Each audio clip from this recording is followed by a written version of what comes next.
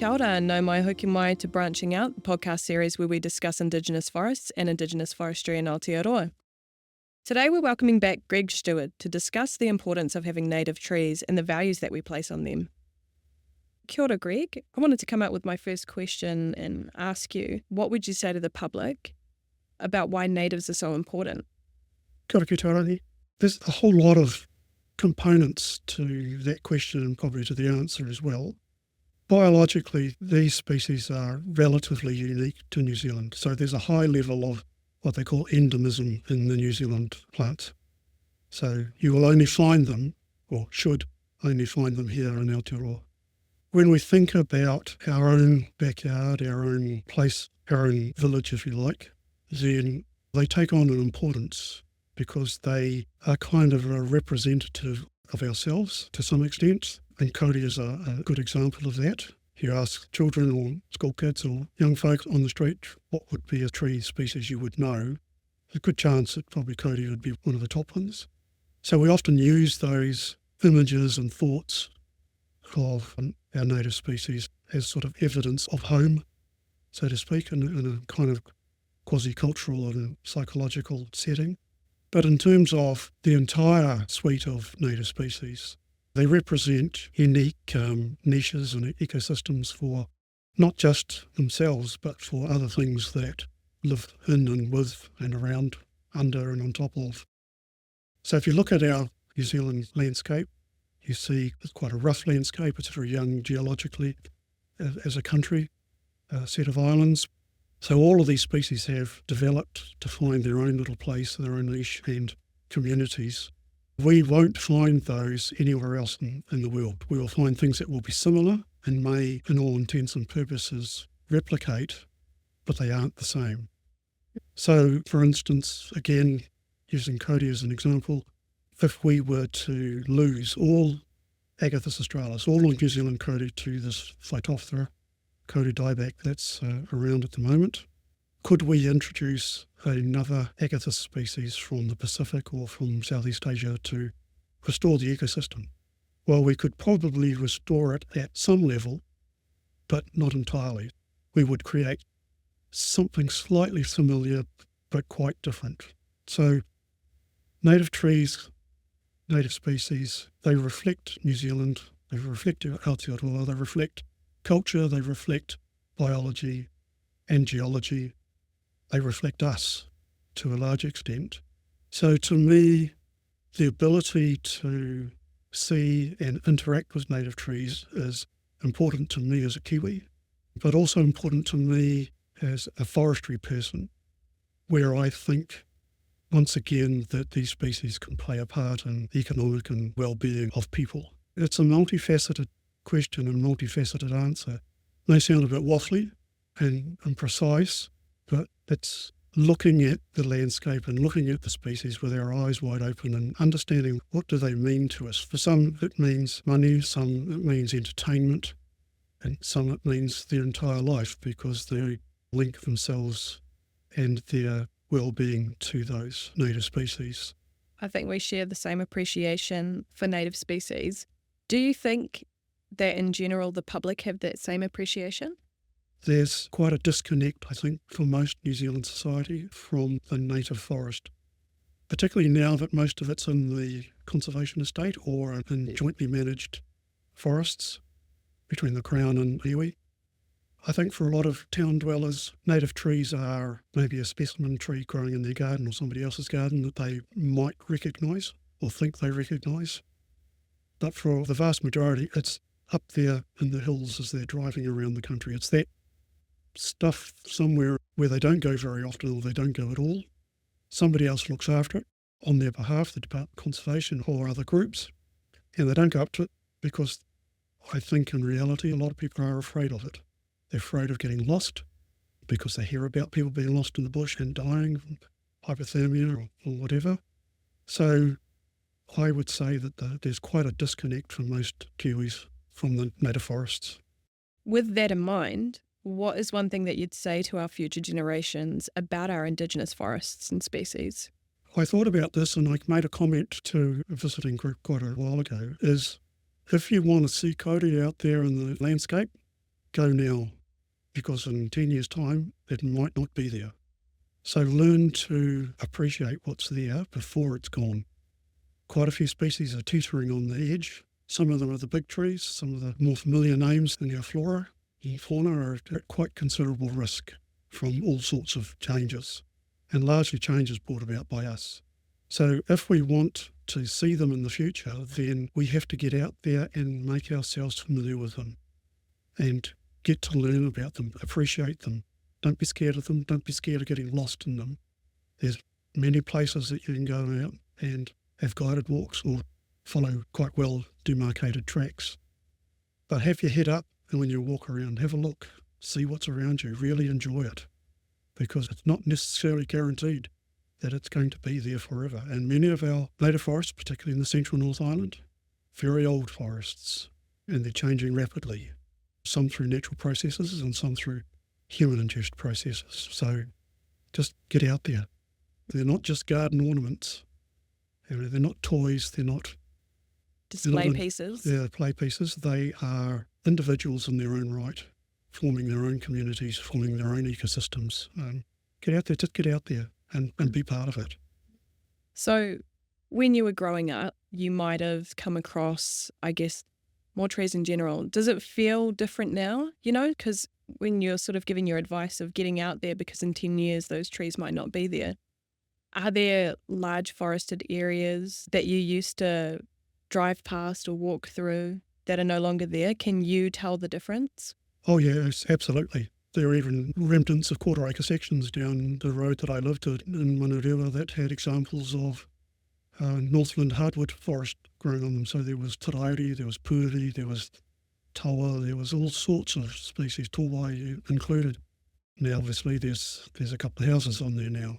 Totara Park is another area which is quite famous within the South Auckland area, not too far from the motorway and the Arboretum just off the motorway. So those are considered treasures within the city, but they're slowly being encroached on, and they will probably be encroached on more as councils get strained for finances to run the city on. So there's lots of places where there used to be forest that there isn't now, even some of the big forests that I used to go to, Tivoi and Pureora and places that were in the process of being converted to pine or into pasture when I was 16, 17, 18 years old. And you don't think about that until you realise that parts of the things that you used to see, you don't see anymore. It's not until you get to, I guess, my age at post-retirement that these things become more important to you. The places that were there when you were a child, and you start to think about your youth a little bit more than what you used to. So yes, there are a large number of places, but those that still remain are often highly managed parks, parklands. So they're not remnants, they're no longer remnants. They contain individuals that are remnants of that forest type, but as an ecosystem, they're not a remnant. Most of their values have been degraded quite severely.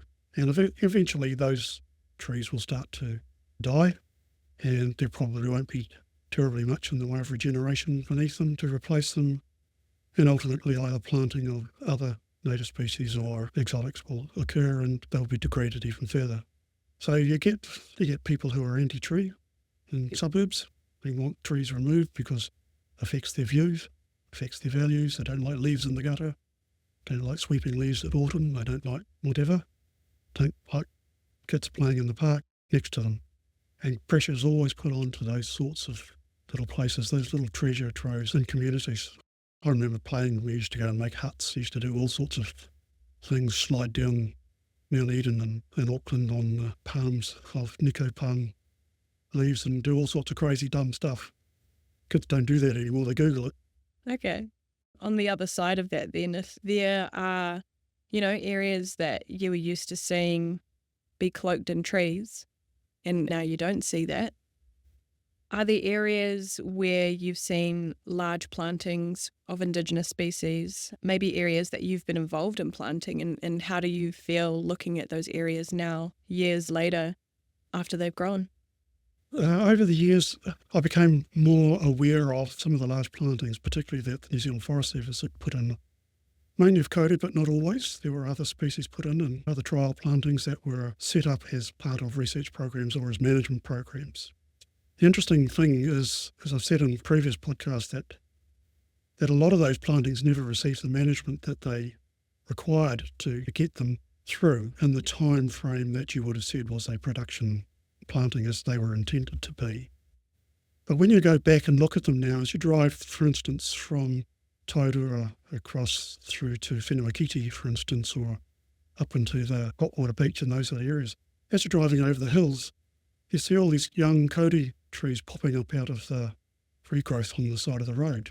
And over the years, I've thought, oh, that's really nice, that's really pretty. And it's pleased to see that there's some regeneration occurring of native trees. But as the years go by and more trees pop up and more trees pop up, you suddenly start to pick up lines and you realise that those are planted trees. If people are familiar with the northern Mangamuka ranges or the Mangataniwha range, there's quite a lot of kauri planted there. And again, it was looking at a sea of regeneration of kauri seedlings. But again, as they've got older, you start to pick up the lines and you realise that it's all planted. People have been in there, people have done that. There'll be plantings around the central North Island, that would be the same. There's plantings in the middle of native trees in the middle of Kaingaroa Forest, for instance, of tōtara, rimu and kākatio. Many tens of thousands of seedlings went in, most of them have survived.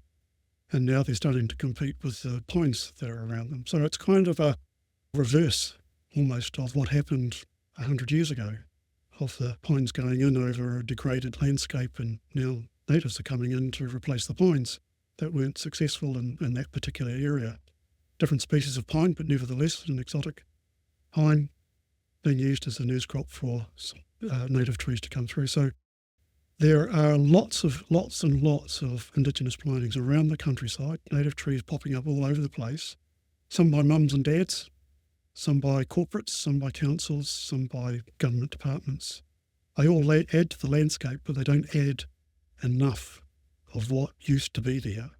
When you consider that almost everywhere you went, apart from the alpine zones, the thermal zones, the very wetlands, most of the country would have been cloaked in tall native tree cover of some sort. And where do we drive now? If we drive down the motorway, or we drive through the central Waikato or the Canterbury Plains, how many native trees do we see? And in any great amount that you would say forms a representation of what used to be there. So we're still a lot to catch up with, but again, it's going to take people's imagination to get in behind it, and for whatever reason. So people are planting for commercial reasons, they're planting for conservation, for cultural. Some are, as I've come across over the last 10 years or so, farmers who are reaching retirement wanting to give back a little bit, and we're planting native remnants or native plantings to replace some of the things that maybe they took out in their younger times. Yeah, it is good to see, but like you say, you sort of see them in small patches, and it's something, it's a bit of hope. But man, I'd really love just to see a huge forest where, there's especially, when you look at the road between Rotorua and Taupo, be awesome to see some huge plantings in there. And that leads me to my next question. Do you have a favourite species and why? It would be easy to say kauri because that's what I did with my forestry degree on. It kind of depends on any particular day and which one I'm looking at, and I've probably got a number of favourite trees. Kauri would be right up there at the top. Puriri would be another one, but even species like some of the Māori that I've even got planted at home that are growing, unfortunately, a little bit too quickly, particularly for my neighbours' liking. So, yeah, not one with any great certainty, but certainly kauri would be up there. But there's so many trees to like just because of their shape and their colours and the type of habitat that they form. Well, we've both done our masters on kauri, but I want to ask you, why is kauri your favourite? Because you would have chosen kauri for your masters, I assume, because it was already your favourite, but I just want to know why. A couple of reasons. One of them with a thesis, particularly with indigenous species, you've got to have data. You've got to have something to manipulate to create the story around that your thesis is or your degree is all about. So my degree on growth and yield of kauri and plantations was aided because there was a lot of data in comparison to most other native conifer trees that we saw some commercial potential about. And that was what I was pursuing with that. And it's one of the things I've pushed for the last 20 years or so is the ability to unlock the economic potential of native trees, because then that unlocks investment in them, investment for research and investment for planting and management. People have got this thing in mind that natives are slow, they're difficult, they always will be, so we should always default to exotic species. Well, the data says something quite different, and there are quite a number of species, kauri, tōtara, pururi, kahikachiorimu, for example, that we've seen many examples planted around the countryside that have well and truly exceeded expectations, and probably would be quite challenging for even industry people, forestry industry people, to take them into a stand of well-grown kauri, for instance, and say, how old do you think these trees are? Based on your interpretations, education and information and potentially prejudices, how old do you think these trees are? And I've done that numerous times for a well-grown stand over towards Tauranga on the eastern side of the Bay of Plenty. And a farmer planted some trees there in replacement for a kiwifruit orchard that he'd taken off. At age 6, they were already well over head height, and some of them were producing viable seed. They're now about age 26, almost 30 odd, and there would be some commercial sized logs in there now. So to be able to take people in and show them examples like that, and that's what I think is lacking around the country, is examples where management and careful placement into the landscape has resulted in growth rates and productivity that most people would dismiss as being unobtainable. But I'm sorry, but the data says something else, and as a science organisation, that's what science follows, and that's really kind of what needs to drive the next generation of people who are thinking about forestry and growing trees and timber and the future of New Zealand. Is there a species that you think is underappreciated or misunderstood and deserves more love and appreciation? Of the conifers, I guess I would point to tōtara. You see a lot of it in Northland. In actual fact, a friend of mine has commented you probably see more tōtara now around the country than it has ever been because of human disturbance. But a lot of landowners, particularly farmers, see it as a problem because it invades pasture and takes over faces and sidings with on-farm estates that animals don't necessarily want to graze on or which don't produce good grass. But they also grow really quickly on some of these sites. And having seen through some projects with various groups from Northland, and we harvested tōtara from farmland, and work that Tāna's Tree Trust has done in harvesting tōtara from farmland, has shown that even relatively young trees that have gone through a natural establishment life cycle and perhaps gorse as a nurse crop in their tens or thousands and then have naturally declined down to several hundred or several thousand stems per hectare and growing very nice, good-looking trees in quite an abundance. Now, if you sum all of the tōtara that's alleged to grow in Northland, it equates to the equivalent of almost another kaingoroa forest. So that's another potentially productive forest hiding in plain sight in the landscape. Yet people treat it like gorse. They cut it down, they burn it, they get rid of it, and try and re-establish pasture. But we've seen in numerous examples of 5 years' time, 10 years' time, more gorse has come away again, more tōtara is regenerated. The land is trying to tell you something. The trees are trying to tell you something, but we're not seeing it. And we're not seeing the opportunity of managing those re-establishing forests for what would be another income source for farmers who at times often struggle through international prices of lamb and beef and milk products and what have you.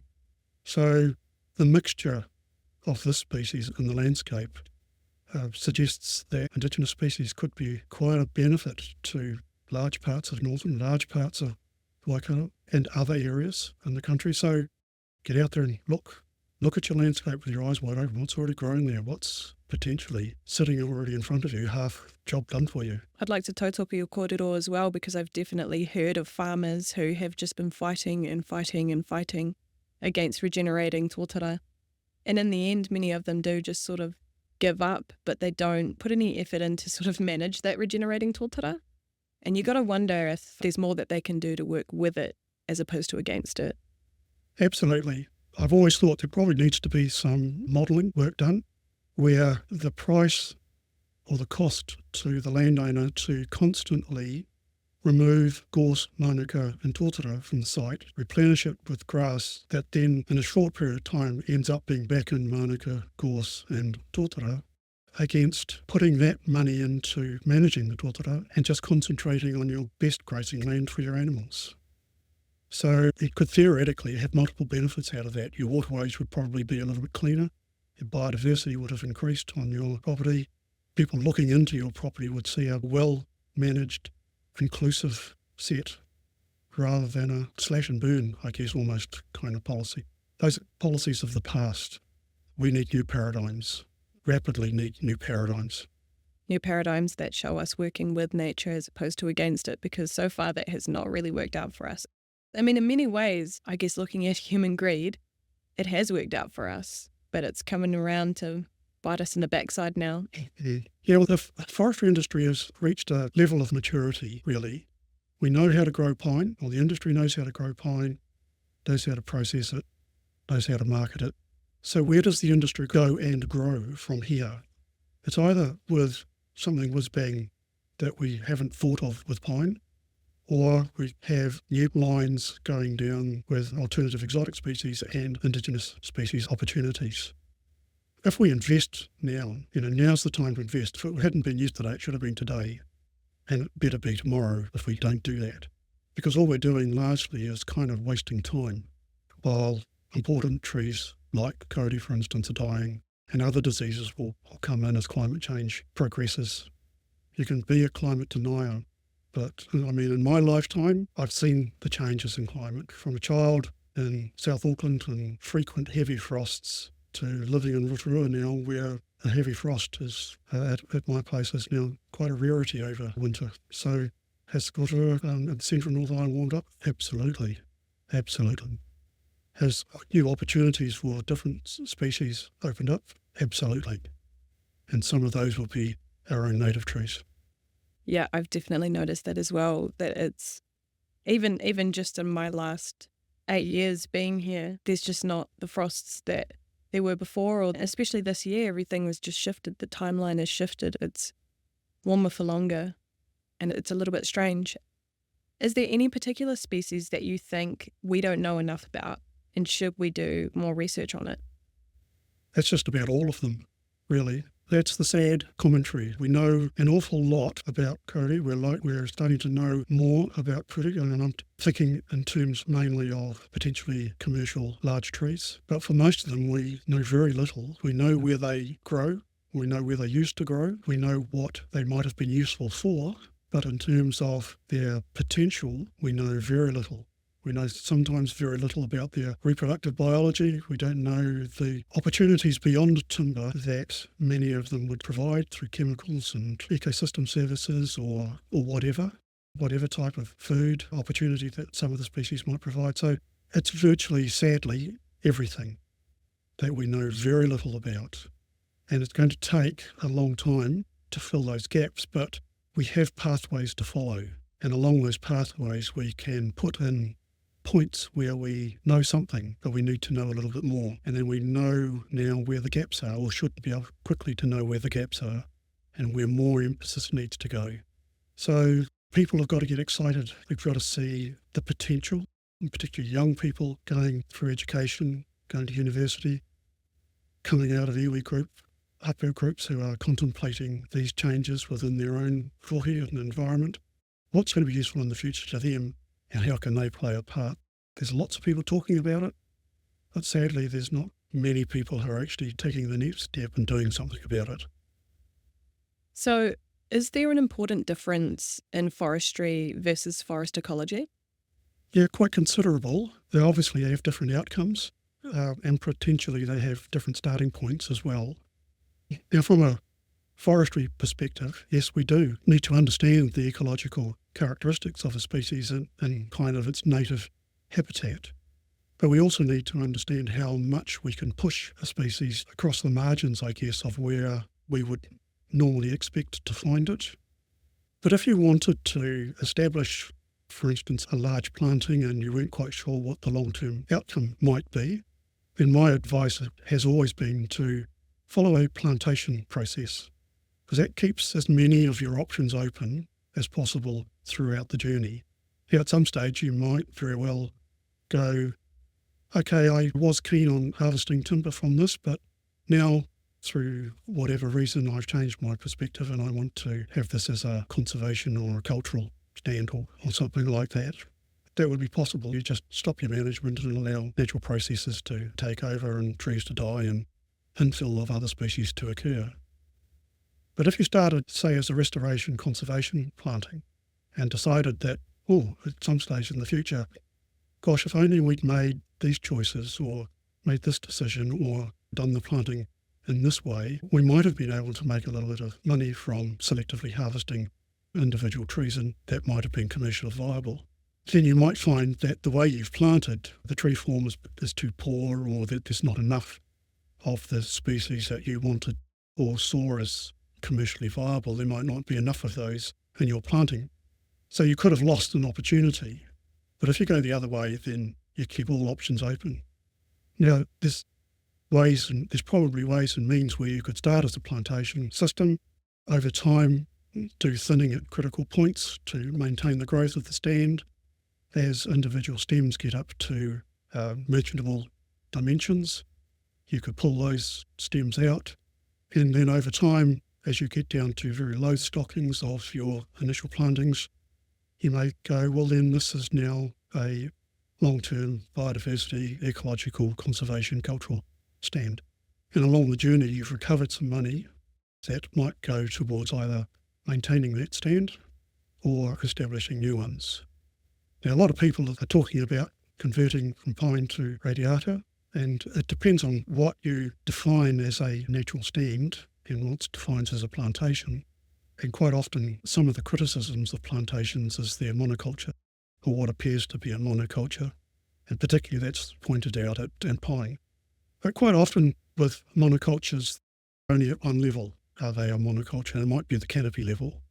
So you look at, for instance, you drive through Kaingaroa from Aotearoa through to Murupara or down towards Taupo or any of the other big pine planted areas. But if you look carefully, you'll find other species growing quite happily. Many of them are native. They won't necessarily be growing in the same abundance, but they'll be there. But if you look honestly too at some of our native trees, kauri, tōtara, for example, and the beeches in the South Island, obviously, not just the South Island, the higher altitude places around the Desert Road and others, quite often it's just one species in the canopy. There's large areas dominated by kauri, large areas dominated by tōtara, large areas dominated by the native beech. So we need to be honest and look carefully at what it is we're trying to replicate and what it is that's causing these things to be quote-unquote monocultures. And it may very well be that it's the species themselves that's causing it. It's their competition against other species that is driving out the diversity, but that diversity is only driven out for short periods of time. Other things eventually do establish within what was initially a single species of native planting. But also we have to be honest when we look at things as monocultures and point to them. Are we pointing the same finger at rural pasture land, for instance? Are we pointing the same finger at monocultures of apples or avocados? So it's kind of applying, in my opinion, you've got to apply the same criteria to indigenous as you do to exotic. Otherwise, you're putting impediments in place that don't necessarily exist. Yeah, exactly. All good things to ponder. So, ngā mihi nui ki a koe, Greg. Thank you so much once again for sharing your wisdom with us. And to everybody else listening, thank you so much for listening to another episode of Branching Out, your go-to podcast for Indigenous forests and Indigenous forestry insights. See you next time. Mauri ora.